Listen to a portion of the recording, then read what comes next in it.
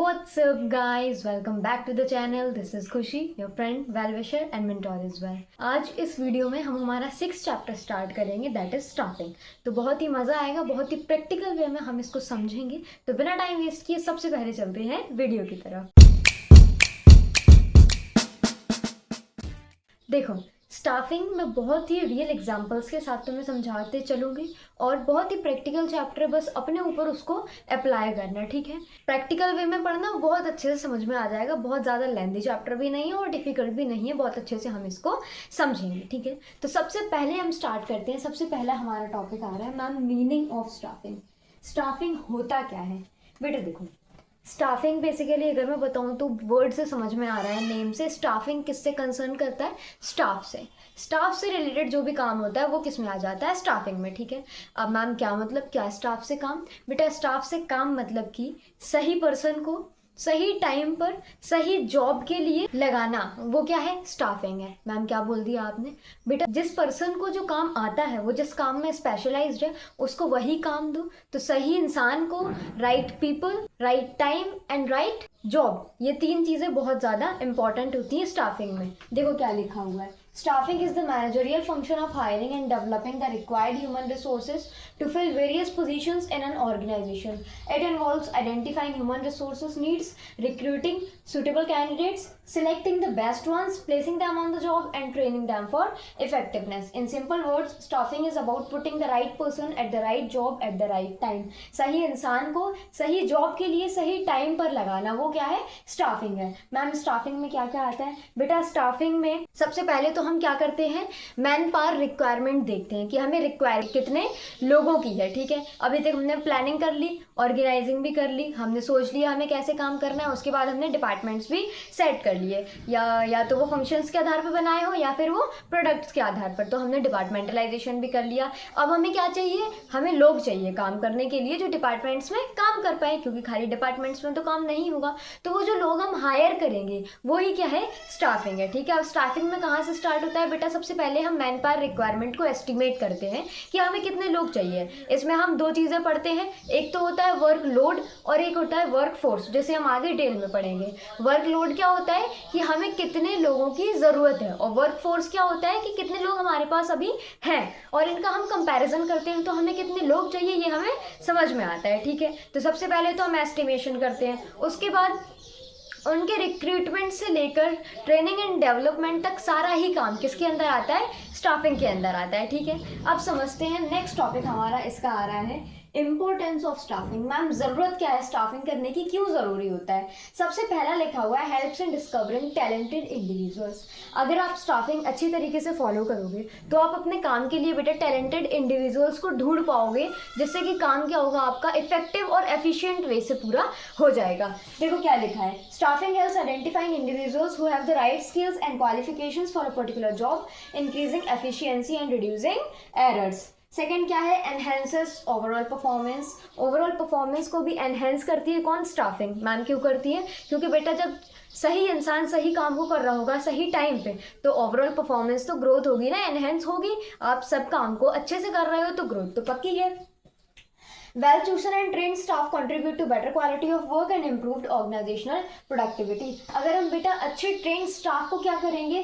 Choose करेंगे, तो उनका कंट्रीब्यूशन जो होगा हमारे ऑर्गेनाइजेशन के लिए वो बहुत अच्छा निकल कर आएगा। उसके बाद थर्ड पॉइंट है ensures business continuity and growth. देखो बिजनेस की कंटिन्यूटी में भी स्टाफ का एक बहुत अच्छा कंट्रीब्यूशन होता है और उसकी ग्रोथ में भी स्टाफ का बहुत अच्छा कंट्रीब्यूशन होता है। बिना स्टाफ के ना तो कोई बिजनेस कंटिन्यूटी से चल भी नहीं सकती, कंटिन्यू भी नहीं रह सकती, कोई बिजनेस सर्वाइव भी नहीं कर सकती विदाउट अ गुड स्टाफ, और ग्रोथ तो फिर दूर की बात है। तो स्टाफ का बहुत मेजर कंट्रीब्यूशन होता है बेटा, कंटिन्यूटी में भी और ग्रोथ में भी। देखो क्या लिखा है, through succession planning and skill development it ensures the business continues smoothly and prepares for the future. Fourth क्या है? Improves human resource utilisation. इसको आप ऑप्टिमम यूटिलाइजेशन ऑफ रिसोर्सेज भी बोल सकते हो, जो हम स्टार्टिंग से पढ़ते हुए आए हैं। इसमें ऑप्टिमम यूटिलाइजेशन ऑफ रिसोर्सेज होता है, हम रिसोर्सेज का वेस्टेज नहीं कर रहे होते, क्योंकि हमने सबसे पहले ही एस्टिमेशन कर लिया था कि हमें कितने लोग चाहिए। अब जैसे कि मान लो कि मुझे 10 लोगों की ज़रूरत है, तो मैं 10 ही लोग हायर करूँगी ना, उन्हीं के लिए रिक्रूटमेंट करूँगी, और जितने भी जो रिक्रूटर मेरे पास होंगे उनमें से मैं सिर्फ 10 को ही सिलेक्ट करूँगी। जो ह्यूमन रिसोर्सेज होगा उसका हम वेस्टेज नहीं करेंगे, हमें हमें पता है हमें कितने लोग चाहिए और हम एफिशिएंटली काम करेंगे। देखो क्या लिखा है, avoids both over staffing and under staffing, ensures employees are optimally used without burnout और अंडर एम्प्लॉयमेंट। क्या लिखा हुआ देखो, ओवर स्टाफिंग को भी अवॉइड करती है स्टाफिंग बेटा, और अंडर स्टाफिंग को भी अवॉइड करती है। ओवर स्टाफिंग मतलब कि ज्यादा स्टाफ को हायर कर लेना, और अंडर स्टाफिंग मतलब हमें जरूरत है 10 लोगों की और हमने हायर करे सिर्फ 8 और हम 2 के लिए फिर से परेशान हो रहे हैं। उसके बाद लास्ट लिखा है boost employ satisfaction and morale. Ma'am क्या मतलब है बेटा, जो इंसान वही काम करेगा जिस काम को वो अच्छे तरीके से कर सकता है तो उसको मजा भी आएगा ना काम करने में, उसका भी मोटिवेशन बढ़ेगा, वो भी अच्छे तरीके से काम करेगा, तो वही क्या है, मोरल बढ़ता है एम्प्लॉयज का।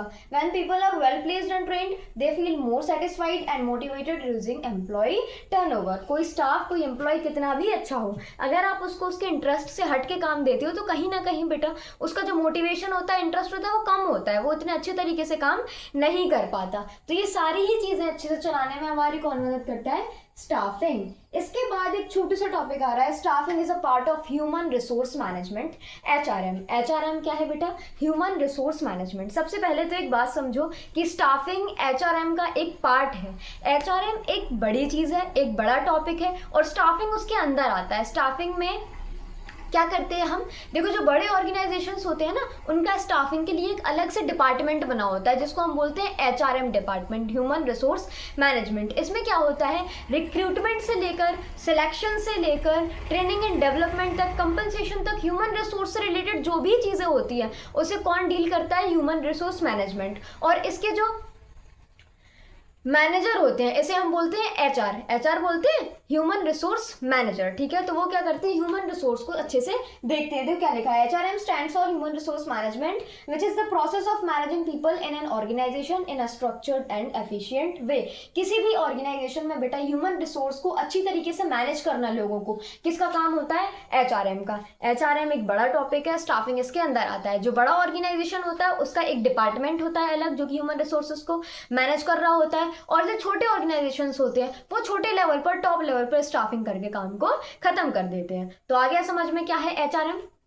इसके बाद नेक्स्ट टॉपिक है हमारा steps in the process of staffing. यहाँ पर हमें 7 स्टेप्स ऑफ स्टाफिंग पढ़नी है। बहुत ही प्रैक्टिकल वे में समझना, बहुत ही आसान तरीके से मैं समझाऊंगी, अपने ऊपर लेके चलना कि अगर तुम्हारा ऑर्गेनाइजेशन होता तो तुम क्या कर रहे होते। बिजनेस स्टडीज पढ़ने का बेटा ये एक बहुत ही अच्छा तरीका है कि तुम उसको प्रैक्टिकली वे में समझो, चीज़ों को अपने ऊपर इंप्लीमेंट करो, तो तुम्हें लर्न करने की भी जरूरत नहीं पड़ती, तुम्हें खुद में समझ में आ जाएगा, ठीक है। तो हम पढ़ेंगे स्टेप्स को, 7 स्टेप्स है, बहुत ज़्यादा बड़ी बड़ी नहीं है। देखो अगर तुम्हारा खुद का ऑर्गेनाइजेशन होता तो तुम सबसे पहले क्या सोचते कि मुझे काम को करवाने के लिए कितने लोगों की जरूरत है, क्योंकि हम बात किस में कर रहे हैं, स्टाफिंग की। प्लानिंग तो हम कर चुके हैं और ऑर्गेनाइजिंग भी हम कर चुके हैं, अब हम क्या कर रहे हैं, स्टाफिंग। तो स्टाफिंग में सबसे पहला पॉइंट तो यही आता है कि हमें कितने लोगों की जरूरत है, भाई उतने लोग ही तो हम हायर करेंगे। तो इसी के साथ फर्स्ट स्टेप है हमारी estimating man power requirements. Man क्या मतलब बेटा, हायरिंग से पहले the organization needs to know how many people are needed and what type of skills are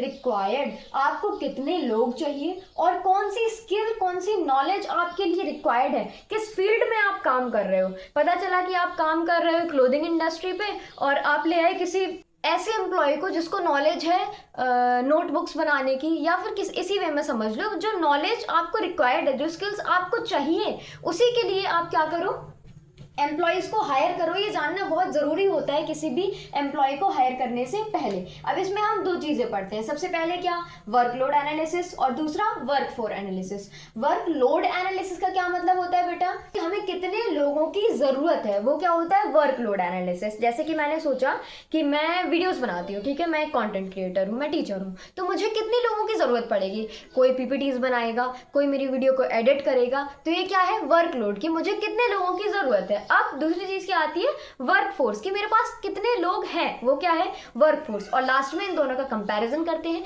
जितने लोग हमें चाहिए होते हैं वो हम हायर करते हैं। तो देखो हम कर रहे हैं ना एस्टिमेशन, लोगों का एस्टिमेशन कर रहे हैं कि हमें कितने लोगों की ज़रूरत है और कितने लोग हमारे पास हैं।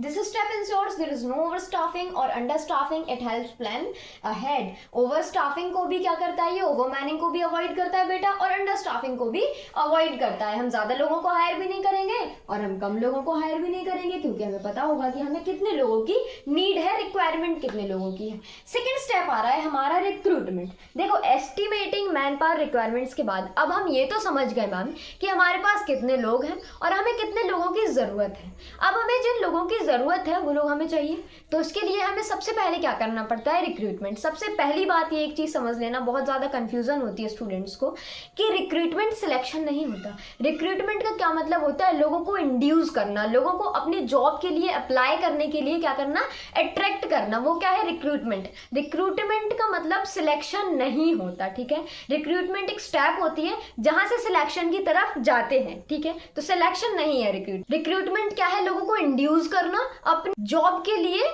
इंटरेस्टेड बनाना, अट्रैक्ट करना, वो क्या है, रिक्रूटमेंट। देखो क्या लिखा है, once the need for man power is identified, आपको कितने लोग चाहिए आपको पता चल गया।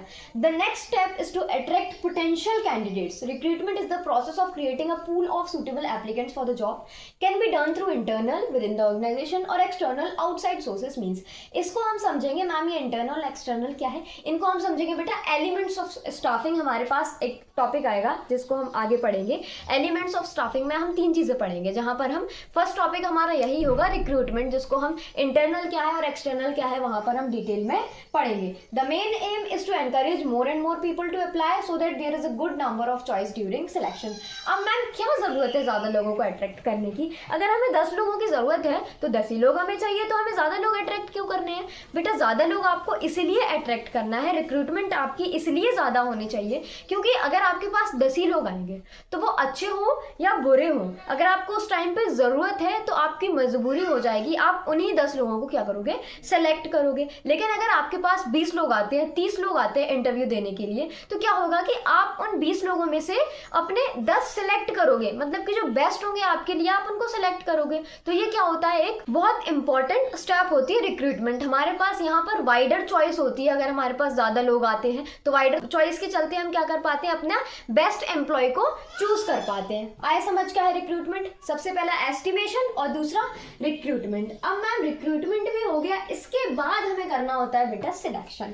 अब देखो, लोगों ने इंटरव्यू भी दे दिया, हमने इंटरव्यू में देख भी लिया, रिक्रूटमेंट तो हमारे पास आ गए, 20 लोगों ने इंटरव्यू दिया, तो अब हमें जो 10 लोग चाहिए थे अब क्या करेंगे, हम उनको सेलेक्ट करेंगे, तो वो क्या है, सिलेक्शन। रिक्रूटमेंट के बाद आता है सिलेक्शन, ठीक है। अब जो 10 लोग हमें बेस्ट लगे, हमने उनको सिलेक्ट कर लिया अपनी जॉब के लिए, तो वो क्या है, सिलेक्शन। देखो क्या लिखा है, from the pool of applicants the most suitable candidates are chosen. Selection is a filtering process, rejecting the unfit and choosing the best. क्या है बेटा सिलेक्शन, एक फिल्टरिंग प्रोसेस है, जैसे हम पानी को फिल्टर करते हैं इसी तरीके से सिलेक्शन एक फिल्टरिंग प्रोसेस है।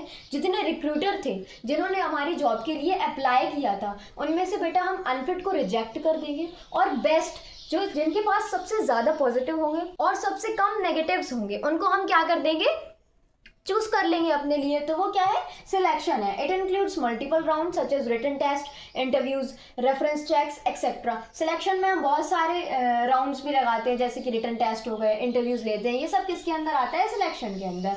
The aim is to ensure the organization hires only those who are best suited for the job. Ma'am क्या जरूरत होती है सिलेक्शन करने की, बेटा सिलेक्शन करने की यही जरूरत होती है कि आप अपने ऑर्गेनाइजेशन के लिए बेस्ट कैंडिडेट्स चूज करो। अब जब कैंडिडेट्स, आपका स्टाफ अच्छा होगा, आपके पास एम्प्लॉयज अच्छे होंगे, तो आपका ऑर्गेनाइजेशन ग्रोथ की तरफ जाएगा ना। Selection ensures efficiency, lower training cost and higher productivity. अब मैम सिलेक्शन भी हो गया, ये बताइए सिलेक्शन के बाद क्या करना है। देखो आपने एस्टिमेशन किया, आपको पता लग गया कि हमें कितने लोग चाहिए, उसके बाद आपने बाहर ये इन्फॉर्मेशन दी कि भैया हमें इतने लोगों की ज़रूरत है, उसके बाद रिक्रूटर्स आपके पास आए, रिक्रूटमेंट हुआ, उसके बाद जो बेस्ट कैंडिडेट्स थे आपने उनको सिलेक्ट कर लिया। अब बेटा क्या सिर्फ सिलेक्ट करना बात खत्म हो गई, नहीं, सिलेक्शन के बाद क्या करोगे, आप प्लेसमेंट भी तो दोगे ना उनकी। प्लेसमेंट क्या होती है, प्लेसमेंट एक स्टेप होती है जहाँ पर जो सिलेक्टेड कैंडिडेट्स होते हैं वो अपनी जॉब पर प्लेस हो जाते हैं बेटा। अब वो फिक्स हो गए कि हाँ आपको जॉब मिल गई है, उनको एक अपना कैबिन मिल जाएगा, अपनी एक चेयर मिल जाएगी, वो क्या है, प्लेसमेंट है। देखो क्या लिखा हुआ है, प्लेसमेंट क्या है, assigning the selected candidate to the most suitable job based on their skills and knowledge. दो चीजें यहाँ पर लिखी हुई है, एक तो है प्लेसमेंट और दूसरा क्या लिखा हुआ है, ओरिएंटेशन। प्लेसमेंट का मतलब तो मैंने समझा दिया कि अपने जॉब के लिए प्लेस कर देना, ठीक है, वो क्या है, प्लेसमेंट। मैम ओरिएंटेशन क्या होता है, ओरिएंटेशन बेटा मतलब ऑर्गेनाइजेशन के रूल्स एंड रेगुलेशंस के साथ, पॉलिसीज़ के साथ फैमिलियर करना उन कैंडिडेट्स को जिनको आपने अभी सिलेक्ट किया है। जो कैंडिडेट्स, जो एम्प्लॉयज़ आपके ऑर्गेनाइजेशन में नए हैं, उनको फैमिलियर एनवायरनमेंट देना क्या है, ओरिएंटेशन है। लोगों से मिलवाना, जो पुराने एम्प्लॉयज़ हैं उनसे मिलवाना, ठीक है, और रूल्स रेगुलेशंस पॉलिसीज़ के साथ फैमिलियर करवाना न्यू कैंडिडेट को, वो क्या है, orientation. Orientation, introducing the new employ to the company's policies culture. This step helps new employees feel comfortable and confident in the organization. इससे क्या होता है बेटा, जो न्यू एम्प्लॉयज़ होते हैं वो कंफर्टेबल भी फील करने लगते हैं, क्योंकि वो फैमिलियर हो जाते हैं ऑर्गेनाइजेशन के एम्प्लॉयज़ के साथ, उनके रूल्स एंड रेगुलेशंस के साथ, तो वो कंफर्टेबल होते हैं और कॉन्फिडेंटली अपना काम पूरा कर पाते हैं। समझ गए, 4 स्टेप्स हमने पढ़ ली है। 5th स्टेप आ रही है हमारी ट्रेनिंग एंड डेवलपमेंट। अब देखो, आपने प्लेसमेंट करवा दिया, जो आपने कैंडिडेट चूज़ किए थे उनका प्लेसमेंट भी हो गया, उनका ओरिएंटेशन भी हो गया, वो ऑर्गेनाइजेशन के साथ फैमिलियर भी हो गए। नेक्स्ट स्टेप इसके बाद हमारा क्या आता है, उनकी ट्रेनिंग करना। ट्रेनिंग एंड डेवलपमेंट का क्या मतलब है, जो कैंडिडेट्स हमने चूज़ किए उनको जो काम आप दे रहे हो, जो काम उनके लिए सूटेबल है, उसके लिए क्या करना, ट्रेन करना। ट्रेनिंग एंड डेवलपमेंट का क्या मतलब होता है कि जब आप लोगों को ट्रेन करोगे बेटा, अपने एम्प्लॉय को ट्रेन करोगे, तो वो अपने काम को बहुत अच्छे तरीके से कर पाएगा, और उससे क्या होगा, उसका पर्सनल डेवलपमेंट तो होगा ही, साथ ही साथ क्या होगा, ओवरऑल डेवलपमेंट भी ऑर्गेनाइजेशन का हमें देखने को मिलता है। Even after placement employees need to learn new skills और इम्प्रूव एक्सिस्टिंग वंस। क्या होता है बेटा, प्लेसमेंट के बाद भी एम्प्लॉयज़ को ज़रूरत होती है न्यू स्किल्स को भी सीखने की, और जो पहले से वो जानते हैं जो स्किल्स, उनको इम्प्रूव करने की भी ज़रूरत होती है एम्प्लॉयज़ को, ठीक है। सिर्फ प्लेसमेंट करके डायरेक्ट उनसे काम करवाना ये सही नहीं है, क्योंकि हर ऑर्गेनाइजेशन का एनवायरनमेंट अलग होता है। पता नहीं वो फ्रेशर है, पता नहीं वो एक्सपीरियंस है, तो क्या होता है कि आप उसको ट्रेन तो करोगे ना, आपका ऑर्गेनाइजेशन किस एनवायरनमेंट में काम करता है वो जानना तो बहुत ज़्यादा ज़रूरी है। तो ट्रेनिंग भी क्या होती है, बहुत इंपॉर्टेंट स्टेप होती है। Training is focused on the current job to do it better. Development prepares employees for future roles and responsibility. Helps to increase efficiency, reduce mistakes and improve overall performance. क्या होता है बेटा, efficiency बढ़ती है, mistakes कम होती है, क्योंकि आपके पास क्या है, स्पेशल स्किल्ड जो है कैंडिडेट्स हैं, एम्प्लॉयज़ हैं, तो एफिशिएंसी के साथ काम होता है। आ गया समझ में क्या है ट्रेनिंग एंड डेवलपमेंट, आपने उनकी ट्रेनिंग भी अच्छे से कर रखी है। इसके बाद मैम 6th स्टेप हमारे पास आ रहा है बेटा, परफॉर्मेंस अप्रेजल। मैम क्या मतलब होता है परफॉर्मेंस अप्रेजल का, देखो बेटा, आपने ट्रेनिंग तो उनको दे दी, डेवलपमेंट भी उनका हो रहा है भाई, क्योंकि आपने उनको ट्रेनिंग दे दी, आपने उनको सिखा दिया कि हमारे ऑर्गेनाइजेशन में किस तरीके से काम होता है, आपको किस वे में, किस मेथड्स को यूज़ करके काम को पूरा करना है। लेकिन क्या सिर्फ ट्रेनिंग देना एम्प्लॉयज़ को, न्यू कैंडिडेट्स को इनफ होता है? नहीं होता बेटा। भले ही आपने ट्रेन किया है, लेकिन जब वो काम करेंगे तो आप उस काम को क्या चेक नहीं करोगे, फॉलो अप नहीं करते रहोगे कि काम सही हो भी रहा है या नहीं हो रहा है। अगर काम सही हो रहा है तो बहुत अच्छी बात है, अगर काम सही नहीं हो रहा तो आप उस कैंडिडेट को, आप उस एम्प्लॉय को वापस से ट्रेनिंग पर भेजो। यही होता है ना भाई, अगर ट्रेनिंग अच्छे से नहीं हो पाई है तो वापस से उसको ट्रेन करो, उसके बाद उसको अपनी जॉब करने का मौका दो। तो वो क्या होता है, परफॉर्मेंस अप्रेजल, चेक करना काम को ट्रेनिंग के बाद भी कि क्या काम सही तरीके से हो रहा है। This steps evaluates the actual work performance of an employ against the expected performance. It helps in identifying the strength and weakness of employees. इससे हमें क्या होता है बेटा, जब हम काम को चेक करते हैं तो हमारा जो एम्प्लॉय है उसकी स्ट्रेंथ भी पता चलती है और उसकी वीकनेस भी हम पता करते हैं। Based on this decisions are taken about promotion, salary hikes and transfers. और इसी के बेसिस पर जो बाकी के डिसीजंस होते हैं related to promotions, salary hikes या फिर ट्रांसफर्स, इसी के बेसिस पे हम क्या करते हैं, सेलेक्ट करते हैं। It encourages employees to perform better. और इससे क्या होता है, जो एम्प्लॉयज होते हैं बेटा उनको एनकरेज भी करता है परफॉर्मेंस अप्रेजल की, काम को हम ज़्यादा अच्छे तरीके से पूरा करें। क्योंकि सिर्फ हमने ट्रेनिंग कर दी और फिर उनके ऊपर छोड़ दिया तो वो कहीं ना कहीं काम में डिले करेंगे। इसलिए परफॉर्मेंस अप्रेजल बहुत ज़्यादा इंपॉर्टेंट होता है कि भले ही आपने ट्रेनिंग की है लेकिन फिर भी आप एक बार फॉलो अप तो लेते रहो कम से कम, कि काम ठीक से हो भी रहा है कि नहीं हो रहा। वो क्या है, परफॉर्मेंस अप्रेजल। इसके बाद लास्ट स्टेप आ रहा है हमारा प्रमोशन एंड करियर प्लानिंग। अब देखो, हमने मैम सब कुछ कर लिया, हमने पता लगा लिया कि हमें कितने लोग चाहिए, कितने लोगों की ज़रूरत है, उसके बाद हमने रिक्रूटमेंट भी कर दिया, उसके बाद हमने सिलेक्शन भी कर लिया, सिलेक्शन के बाद हमने प्लेसमेंट ओरिएंटेशन भी कर लिया, प्लेसमेंट ओरिएंटेशन के बाद हमने ट्रेनिंग एंड डेवलपमेंट भी कर लिया, ट्रेनिंग एंड डेवलपमेंट के बाद हमने परफॉर्मेंस अप्रेजल भी चेक कर लिया कि काम ठीक से हो रहा है कि नहीं हो रहा। अब लास्ट क्या आता है, promotion and career planning. Ma'am क्या मतलब है बेटा, जो एम्प्लॉयज़ अच्छे से काम कर रहे हैं, देखो परफॉर्मेंस अप्रेजल तो सबके लिए होता है, वो नया कैंडिडेट है तो भी उसके लिए परफॉर्मेंस अप्रेजल ज़रूरी है, अगर पुराना कैंडिडेट है, पुराना एम्प्लॉय है तो उसके लिए भी होता है, फॉलोअप तो सबके लिए होता है। लेकिन अब जो एम्प्लॉय ज़्यादा अच्छा काम कर रहा है बेटा, उसको हम क्या करते हैं, प्रमोट करते हैं, उसका प्रमोशन करते हैं, उसको ज़्यादा पे, ज़्यादा रिस्पॉन्सिबिलिटी, ज़्यादा काम, तो वो क्या है, मज़ा आता है ना जब प्रमोशन होता है। तो नेक्स्ट स्टेप हमारा है प्रमोशन एंड करियर प्लानिंग। देखो क्या लिखा है, based on performance appraisal the organizational needs deserving employees are promoted. जो ऑर्गेनाइजेशन की नीड के लिए काम कर रहे हैं बेटा, जो काम ज़्यादा अच्छे से कर रहे हैं, उनको हम क्या करते हैं, प्रमोट कर देते हैं। प्रमोशन इंक्रीजेस रिस्पॉन्सिबिलिटीज, रिस्पॉन्सिबिलिटी भी आपकी बढ़ती है, स्टेटस भी आपका बढ़ता है और पे भी आपका बढ़ता है। रिस्पॉन्सिबिलिटी भी ज़्यादा होगी, आपका जो स्टेटस होगा बेटा, आपकी जो जगह होगी उसको भी प्रमोट कर दिया जाएगा। अब आप एक सीनियर की तरह ट्रीट होंगे और आपका पे भी ज़्यादा होगा। Career planning gives employees a path for growth which motivates them to stay and perform. Career planning का क्या मतलब है कि आपका प्रमोशन हो रहा है बेटा, तो प्रमोट करोगे तो करियर प्लानिंग होती है ना, आगे चल के आपको किस तरीके से क्या करना है, वो क्या आ जाता है करियर प्लानिंग में। Retains good employees and builds future leaders. इससे क्या होता है, प्रमोशन से बेटा जो हमारे एक्सिस्टिंग एम्प्लॉयज होते हैं, या फिर एक्सिस्टिंग मान लो या फिर न्यू मान लो, हमारे ऑर्गेनाइजेशन में जितने भी सारे एम्प्लॉयज होते हैं वो और ज़्यादा मोटिवेटेड होकर काम करते हैं, क्योंकि उनको पता होता है कि भाई अगर हम अच्छा काम करेंगे तो एक दिन हमारा भी क्या होगा, प्रमोशन होगा। ठीक है, इसके बाद लास्ट स्टेप आ रही है हमारी 8th step, that is compensation. Compensation का क्या मतलब है,